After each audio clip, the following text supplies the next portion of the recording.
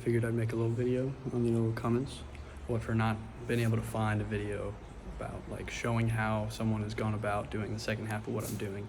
And that's the full syn diesel heat exchanger transmission pan kit, right?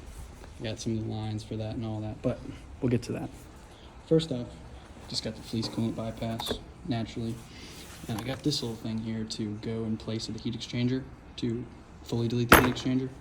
And I actually got the full syn diesel line kit to fully delete the line, or for the full replacement line for it and everything. But I opted not to go that route because I'm not trying to take my trans cooler out and have to flush the fluid and everything when I cut the bung off for the compression fitting in the parking garage here. So it's not really practical. So this will do for now, considering the old lines that love to leak aren't leaking yet. So figured I'd use up the last little bit of their lifespan before replacing them, because this is going to be a hell of a lot easier than that for now. I got a new thermostat because I got a 190 in the truck right now, and I wanted to match the 180 that's in the bypass kit. And this, I'll give credit, the idea to just get some fittings from hardware store to replace it was from the Diesel Camper YouTube channel, who is it's Rob Duggan over there. He actually wrote the tunes for this truck too, and have nothing but good things to say about that. So the his transmission tuning is elite. The thing had a brand new transmission in it, and it was still having issues on the stock tuning, and I got his tuning and haven't had a problem for a year and a half. So it's been doing great. But either way, let's go ahead and get into the kit. All right, y'all, so I'm gonna start off with that line right there. I'm gonna kind of work my way around the engine, kind of get everything, out of the way. But the truck's been taking the piss for no less than 20 minutes now, and it's still not empty, so that's lovely. But yeah, let's go ahead and get these lines off. All right, first things first, I recommend you all get the tool for these to get these off, because that was a bitch getting that off. That took me 3.5 hours. But now I can get that bung out, so we're good. Got this fitting out. This was in there tighter than it should have been, I feel like, because it took that whole breaker bar flexing those extensions about a quarter turn before it popped loose. And this is a reman motor that's been in here for 2 years. So I don't feel like it should have been in there that tight, but either way, we got the little plug that Fleece supplied. It's just, I think it's 5/16, and we'll get that thrown in. There's the plug in there, and I found the easiest way to get to that is to just unplug that there. And there's a slew of extensions. So there you go. So here's the pipe, the back half of the standpipe that goes around the block to the heat exchanger. And I just cut that line and cut the bottom heater core line. But on this one, I made sure to take the coupler off of this pipe and left the rest of it in there, right? Still back there. And that is because of this, which we'll go into later. I left that coupler on there to go on that T-fitting because the pipe that Fleece provides in the kit just goes up to the heater core. But since I'm doing the heat exchanger line return into that right there, I need to T into it, hence the T-fitting. I don't actually have the heat exchanger pan in yet, but I do have the line kit for it. So in the meantime, before I get that part in, I'm just gonna make a line and loop it just so I can kind of test the whole system. But while everything is still out of the way and we haven't thrown that in there yet, I'm gonna go ahead and throw that in there. And luckily, I'll show you. Like I said, I had a reman motor. There's actually no freeze plug back there. There is already a block off plate right there. So I'm hoping that there won't be a freeze plug behind that. And I can just take those bolts off and bolt the Fleece thing on. So here's where I'm at. I got the piece of pipe in there in place of the heat exchanger. I got the heat exchanger out. And over here, it'll kind of start to make sense more now what I'm going to be doing with this piece here. And that's going to be coming into here, kicks it off at a little bit of an angle, right? So it will sit in there on that pipe in there that we took off. That one there. and that already is coming down at an angle. So it'll meet up with that. And the line that I need to go from here to there is actually the old line coming from the heat exchanger. I already had the bend in it, and it kind of goes this way, which could not be more perfect for what? Come right in here like this, throw that on there, and it'll be right down there where we need it to meet up with the others. So yeah, but make sure I get everything out the way. This is what I want to go ahead and get started on. But yeah, the whole reason I kind of embarked into all this is because this actually was leaking pretty bad. It didn't mix any fluids yet, but I wasn't about to get to that point. So yeah, let's get this T-fitting in. So I got the T-fitting in there, right?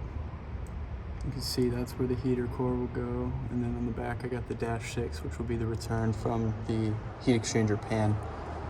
And, you know, I just have to get that tube from right there to right there, which is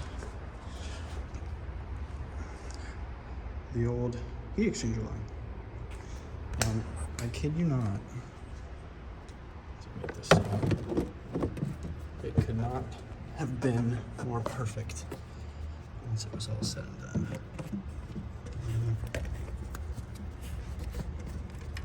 Hold on, bear with me here. See how well that lines up right there? And it's right on there. Even has a little bend in the tube and everything for it. So I'm gonna wait to throw that on until I get the thermostat housing for the coolant bypass in the back of the block sorted out, just so I don't have this in my way. But I'm not excited for the little block off plate that Jasper put on there instead of the freeze plug, because it actually has 3 bolts, not just 2 like the thermostat housing on the coolant bypass. So I'm gonna have to fight with getting those off, because I've already tried an impact on one of them and there was no movement at all. So we'll see what happens. So I definitely spoke too soon when I said I was lucky that that block off plate was on the back of the engine instead of the old freeze plug, because, well, I can get a wrench on it quite easily. I do not have enough leverage on that short wrench to break it loose. So I went and got jack and some other shit from the shop, and basically I'm gonna throw this under there and jack up on the wrench to break it loose. And this isn't gonna be tall enough, so I got a stock under there to give me a little space.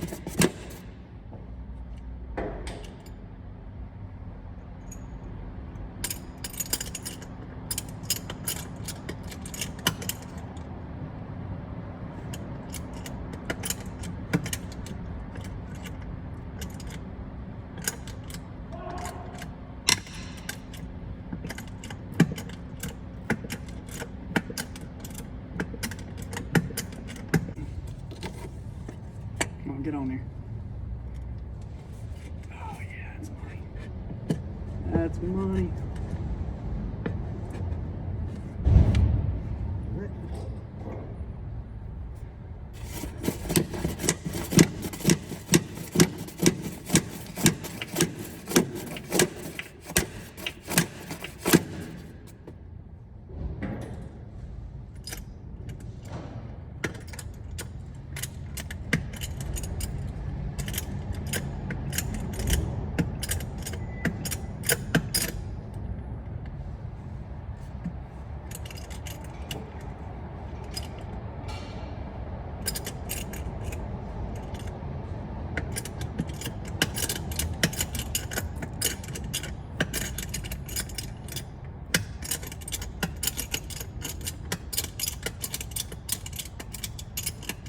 No way. Oh, it fucking worked.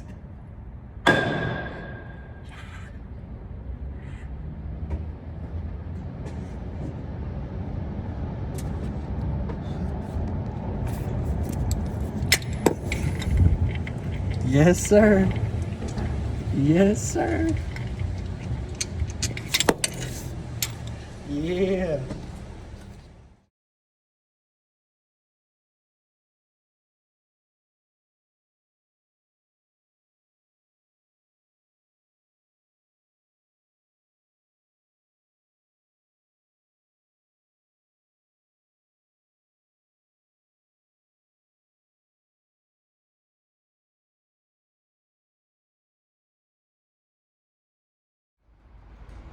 I'll definitely give Jasper some bonus points for putting this block off plate with the O-ring and everything, kind of like the Fleece coolant house or thermostat housing, but it was a pain to get this off because it's one thing to put bolts in on the back and torque them down, but when you're getting bolts in there that are really, really in there, out, and you don't have much room to work, that was lovely. Just don't do this if you have a Jasper motor, if it's still in the truck or you have the transmission in, but now that this is off, we can get to the good part, and that would be the coolant bypass. So let's get into it.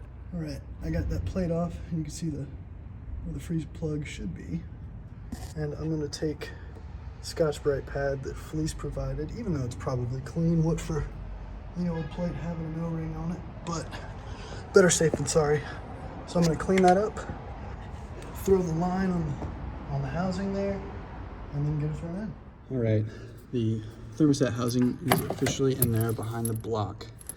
So now I can pop this off, put my new thermostat in there, and then put the little housing in there. And then get the little mounts right there. And then we'll be just about ready to start making up the lines that will go to the transmission pan. But since I don't have that in yet, I'm just gonna make both of them about how long they need to be, and then take one of them and just loop it so I can, you know, enjoy the fruits of my labor before that comes in a week or two. So yeah. CBOO coolant bypass officially on. Got the little mounts for it. Got the thermostat housing. I had to put the line on before I put it in there because this guy was in the way. But I got the new Cummins genuine 180-degree thermostat in there. I got that line on there that again used to be the old heat exchanger line, and it clears the manifold just fine. And now I'm starting on the line that'll go from right here, oh come on now, to down there on the end of the T-fitting. And like I said, I don't actually have the pan in yet, so I'm just gonna, I got one of the fittings on there, and I'm just gonna loop out how long it's gonna take to get down to where the pan is down there, you know, on the back side of the pan, right here. And then I will loop that there just for the meantime and get this baby fired up. Alrighty, so I got those lines made up, or the line, I should say, the temporary line. And that's where it'll come out. And I shouldn't have any issues putting another coolant port in the head like that, because you know, there's two now, and the 6.7s had two because they had the EGR coming out of up there, the EGR cooler. But is that what cools the turbo? Who gives a shit? But basically, if we go under here, you can see what I've done is I just looped the line because I made it long enough to reach down where the pan will be. But for now, that is out of the way and should not go anywhere. So we shouldn't have any problems hitting the downpipe once I put that back in. So yeah, downpipe on, cooling in, straight, whew, she's ready for first fire. First fire.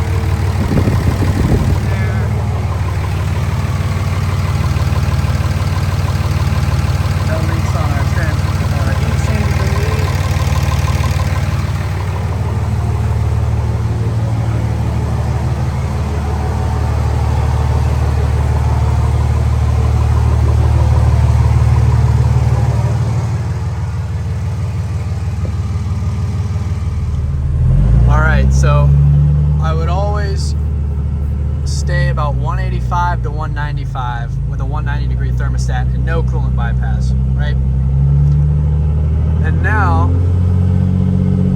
it stays cool when I floor it in a tune hotter than one I ever ran before.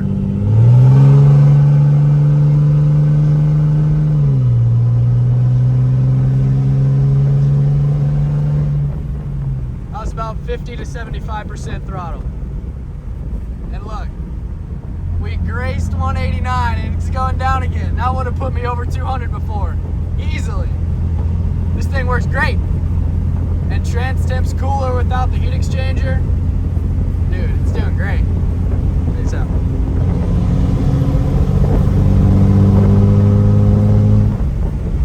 That was about 60, 75% throttle. Yes, sir. Here we go.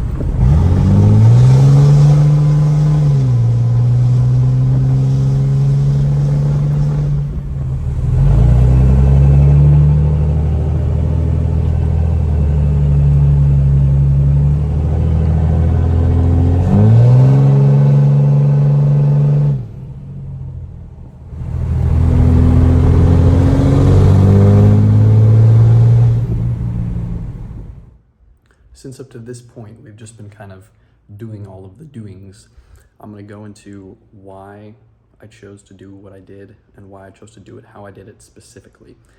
And that's because basically, well, like I said earlier, my heat exchanger had a hole in it. It was leaking pretty bad, so I wanted to get that replaced so I didn't have to constantly be checking up on the trans fluid. But also, I wanted to delete it because of the, ever-present risk of it mixing fluids when it fails, which I'm not trying to deal with that. So I went with the Fulson diesel transmission pan kit, like I said. But the reason that I decided to route the feed from right there on the back of the head instead of where it calls for on the website, on the listing, which is actually from the old port that fed the original heat exchanger, which is where the plug from Fleece for the coolant bypass is because, as you know, with the coolant bypass, it's there to promote flow from the back of the engine, since there's nothing there aside from the sizing of the holes in the head gasket to promote flow towards the back so it gets hotter, right? Well, if you've seen the other common style of coolant bypass, which is a pressure style, which usually goes right there and feeds back to the same place as the Fleece bypass, and it's not thermostatically controlled like the Fleece one is, it's just off of pressure, so oftentimes it only really does anything at high RPMs when that coolant pressure is really up there. So it's not like a all the time thing. But the Fleece bypass is obviously thermostatically controlled, so when your engine gets up to operating temperature, it'll start to flow. It has to be that way, because if you just had it flowing all the time, like say you did the pressure style from that port without the pressure valve, if it's just an open hose going to right there, it would basically be like running your engine with no thermostat in it, and it would run cool. It would never get up to temperature. But I figured, because this isn't going to the radiator, it's actually going right back down to the water pump down there through the standpipe. So it's never going through the radiator. So it's okay for it to always be flowing. As I found out on my test drive, it worked out. But because I chose to do it there instead of on the side of the block down here, there will be more coolant flowing from the back of the head and the back of the engine. And I did that differently than he called for, because if you route it down there, yeah, it brings some coolant towards like the middle, but it's about cylinders 5 and 6 that really are the ones that get hot, and that's right about in the middle of the block. So since I wanted to promote even more coolant flow from the back, I chose to do it in that back port on the head. So not only does that act like a second coolant bypass, but it's even better than the pressure style ones because it's able to always flow. But because I put it back into the standpipe, which goes just directly into the water pump, it gets rid of the issue of having an always flowing coolant bypass, not allowing the truck to get up to temperature, because I'm not going in before the radiator, I'm going down in after the radiator. So it works out. And I don't know if y'all picked up on it in that clip, but after it got to 189, it was back down to 177 within 9 seconds. This thing would never have cooled down half that amount of time, or half that amount of temperature in twice the amount of time before. So it's clearly doing something between the coolant bypass from Fleece and the little coolant bypass that I made for the Transpan. But also, check this out. Ooh boy, it's coming. Look at that. Yes, sir. I'm still waiting on some Power Torque ATF from Power Driven.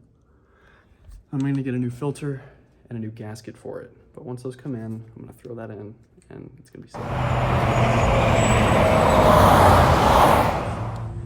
Well, I guess even though I didn't want to deal with that trans line in the parking garage, yeah, it happened one way or another.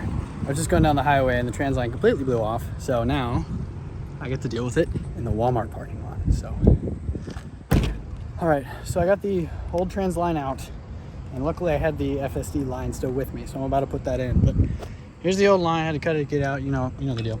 I had to take this whole bit out, but since for the FSD line, you have to cut the little, where is it at? There it is. You have to cut that the little flare off so the compression fitting can get on over there. Normally you should take the transcore out to do that and then flush the fluid so there's no shavings in there. But Walmart parking lot, I was supposed to be 3 hours from here right now.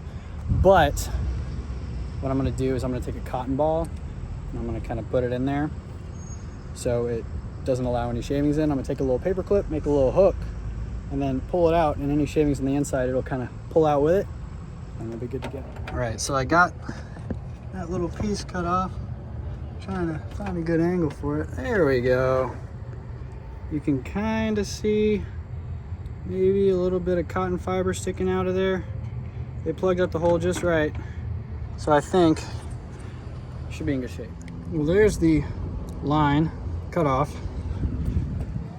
Just cut that little piece off there with the Walmart hacksaw.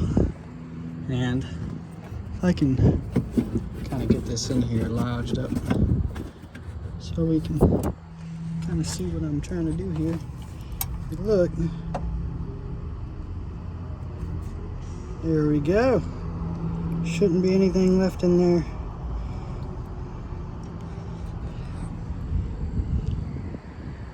Easy day. Let's get the line on.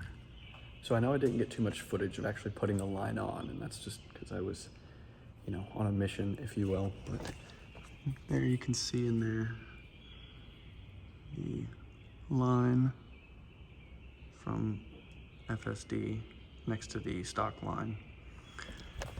And that definitely left a bad taste in my mouth about the stock push lock fittings. So I'm going to get the other line from Full Send Diesel because I'm not trying to have that happen again, because I was very fortunately able to pull over right away once I started, you know. Basically what happened was I was going down the highway, hadn't even made it a mile down the highway, and I started smelling trans fluid. And then all of a sudden, keep in mind I have my cruise control set at 75 miles an hour, so about 1800 RPM, 1900 RPM, and my torque converter unlocks, which it's never done before, and I know is a sign of low fluid. And I started to get on it a little bit to try to, you know, or no, I let off, and then I got back on it, and it didn't lock back up. So immediately I pulled over, like within a quarter mile of the first bit of it acting funny, and it's acting normal now. I don't think there was any damage. It never overheated. The fluid was still red. It didn't smell burnt. So I'm very glad that I was able to pull over so quickly to not have it actually damage the transmission, because that would be a bad day. But the other line I'm gonna get put on, and the compression fitting in there normally is pretty easy. Cutting the little bit you have to cut off was extremely easy, but my fitting, or the line coming off the trans cooler was a little bit bent. It was almost like kinked in a way to where it was at a round. So getting the actual front of the compression fitting and the brass ferrule on there was an absolute battle. I had to sit there with sandpaper and, you know, just try and hammer it, coax it on, but I eventually got it on and it's not leaking, so that's good. And you can see when that line blew off all the way down the truck, it coated in trans fluid. Back here on the bed, all the way back. And the entire undercarriage of the truck is also completely coated in trans fluid. So hey, it's rust prevention, right? So I'm gonna get the other line, like I said, and then now it's just waiting for parts again. So.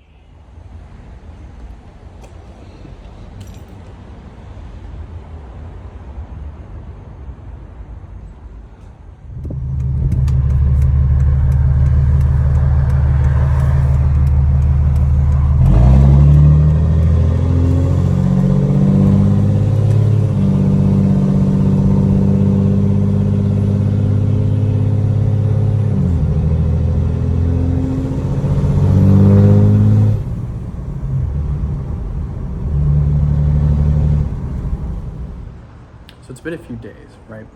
And I got the FSV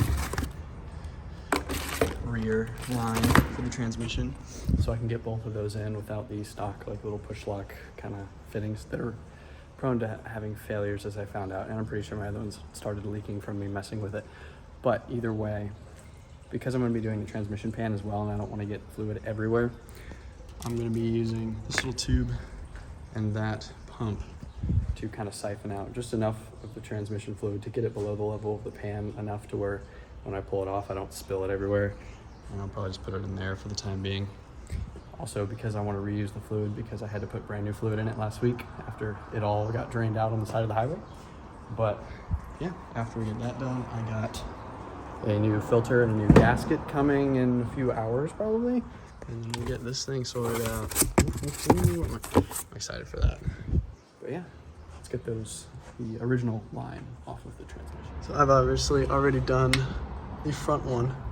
The process is the same for both. That one's just a lot more of a bitch to get to, but it's right there. I'll take this guy off with a backing wrench on this and then pull this out of the transmission. And then Fulson Diesel supplies this, which is a 1/4 MPT to -8, which will go right up in there. Oh, you believe me. So I got the fitting in there, and this rear one especially, both of them, but especially this one, you don't want to over tighten it or you will crack right there. So I'm back on the front of the truck. These little snap lock lines can be awful to get off. Almost as bad as this thing is at focusing, but that's why you get your tool. Official removal tool. And I just usually find that you just pop those little clips off and it comes off pretty easily. I know there's a tool to get those things off, but a flathead, and it took me 30 seconds and she's good. So yeah. So I trimmed off the other flare on that thing just the same way I did in the parking lot with the other line. And now you just take the, I don't have 3 hands here. You take the fitting, the front of it, and the brass ferrule, and you slip that on over. And then the brass little ferrule right behind it, and then the threaded part of the fitting. Just thread in, get her nice and snug, and then we can throw the other line on. There it is.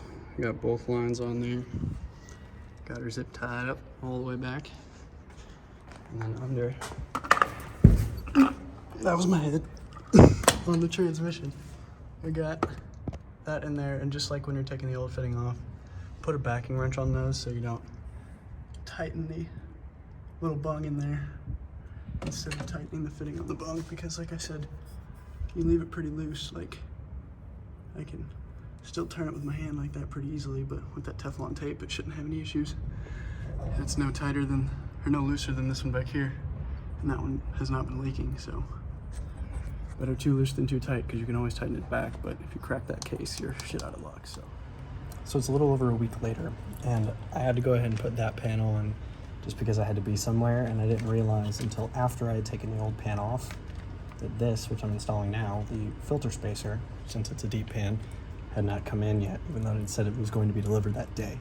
So I went ahead and just threw this pan on, what for it having a drain plug and making my life a whole lot easier. Now, when I had to take it off again to install this right here. But this is kind of what you want to see. Nice and red, pretty healthy. The light in here. Yeah, look at that. There was pretty much nothing on the drain plug, which is expected because it was new fluid as of when I put the when I fixed the whole trans line that blew off. But yeah, so we should be good to go ahead and get this old filter off.